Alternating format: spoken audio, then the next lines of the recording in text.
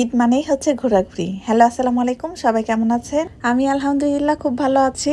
এটা হচ্ছে আমাদের ঈদের তৃতীয় দিনের ঘোরাঘুরি। আমরা কোথায় কোথায় ঘুরলাম, কি কি করলাম সবই আপনাদের দেখাবো। ওই দিন আমরা চলে গিয়েছিলাম মানিকগঞ্জ সদরেরই ছোট্ট একটি গ্রাম, ঘুনা গ্রাম, সেই গ্রামটিতে। আমাদের বড় ভাইয়া ইকবাল ভাইয়ার আমন্ত্রণে গিয়েছিলাম আমরা সেই অনুষ্ঠানটিতে। ভাইয়া প্রতি বছরই ঈদের পরে এরকম একটি আয়োজন করে থাকে। যাওয়ার পরেই ভাইয়া আমাদের ঝালমুড়ি খাওয়ার জন্য নিয়ে আসলো। ঝালমুড়ি খেতে খেতেই দেখলাম পাশে চাচা আর চাচি মিলে পিঠা বানাচ্ছে। সবার জন্য একটা করে টোকেন বরাদ্দ, টোকেন জমা দিলেই পিঠা দেওয়া হবে। মানে ভাইয়ার এই আইডিয়াগুলো আমার কাছে খুবই ইউনিক লাগে।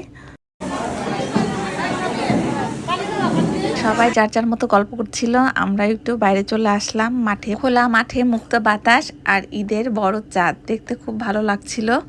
এদিকে ভিতরে যেয়ে দেখি প্রতিযোগিতা শুরু হয়ে গেছে। বাচ্চাগুলো খুব মজা করেই প্রতিযোগিতায় অংশগ্রহণ করেছিল, দেখে খুব ভালো লাগছিল। আমি তো এই ধরনের খেলা এই প্রথমই দেখলাম। আপনারা এর আগে কে কে দেখেছেন আর কে কে আমার মতো প্রথম দেখলেন কমেন্ট করে জানাবেন।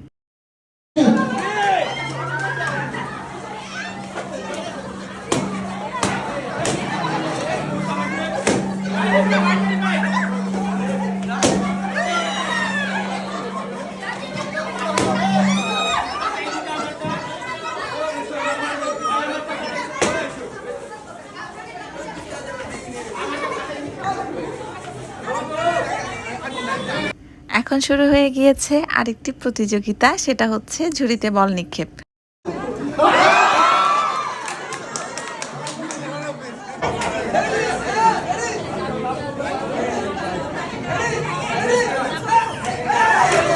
এই যে এখন আমার শাশুড়ি মা ঝুড়িতে বল ফেলবেন। ও মজার একটি কথা হচ্ছে, আমি আর আমার শাশুড়ি মা দুইজনেই কিন্তু ঝুড়িতে বল ফেলতে পেরেছিলাম। এরপর ভাইয়া সবার হাতে একটি করে লাকি কুপন দিয়ে দিল। আমার হাতে 3টি কুপন থাকার কারণ হচ্ছে একটি আমার, একটি তাকরিমের আর একটি তাকরিমের বাবা। আমার লটারি ভাগ্য খুবই খারাপ, তাই আমি লটারিতে কোনো কিছুই পাইনি, কিন্তু আমাদের তাকরিম আর তাকরিমের ফুপি কিন্তু পুরস্কার পেয়েছে। এদিকে আমাদের মুক্তি আপু, সে লটারির দ্বিতীয় পুরস্কারটি পেয়েছিল। এরপর আমি আর আমার শাশুড়ি মা পুরস্কার নিব। তারপর হচ্ছে আমাদের দ্বিতীয় হয়েছে আমাদের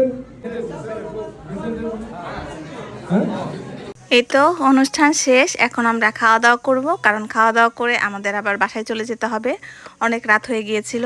ভাইয়াকে অনেক অনেক ধন্যবাদ এমন একটি আয়োজন করার জন্য, কারণ আমরা সবাই মিলে খুব আনন্দ করেছি।